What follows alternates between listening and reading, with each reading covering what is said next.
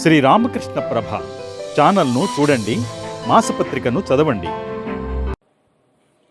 చూడండి, ఒక శిష్యుడు తన గురువు అనంతశక్తి పట్ల అఖండ విశ్వాసం కలవాడై గురునామస్మరణ మాత్రంతో నది నీటి మీద నడిచిపోసాగాడు.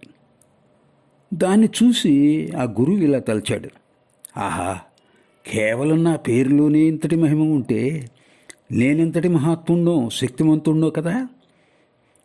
మర్నాడు ఆ గురువు నేను నేను అంటూ ఆ నదిలోని నీళ్ల మీద నడిచిపోవటానికి ప్రయత్నించాడు. కానీ అతగాడు నదిలో అడుగుపెట్టాడో లేదో దానిలో మునిగిపోయాడు. ఈదుదామంటే పాపం అతడికి ఈత కూడా రాదు.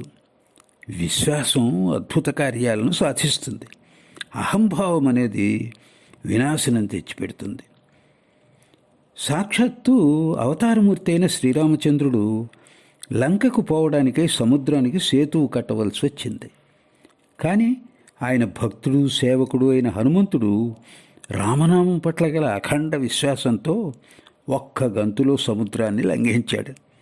కేవలం విశ్వాసమహింతో స్వామి కన్నా సేవకుడే ఎంతటి ఘనకార్యం చేయగలిగాడో చూడండి. ఈశ్వర సాక్షాత్కారం కావాలంటావా? పూనికతో దృఢ విశ్వాసంతో నామజపం చేయి. నిత్యమేదో అనిత్యమేదో వివేచించు.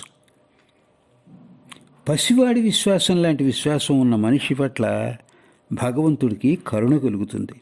లాభ నష్టాలను గురించి బేరీజు వేస్తూ ఉండే లౌకిక భక్తులు భగవంతుణ్ణి పొందటం దుర్లభం సుమా.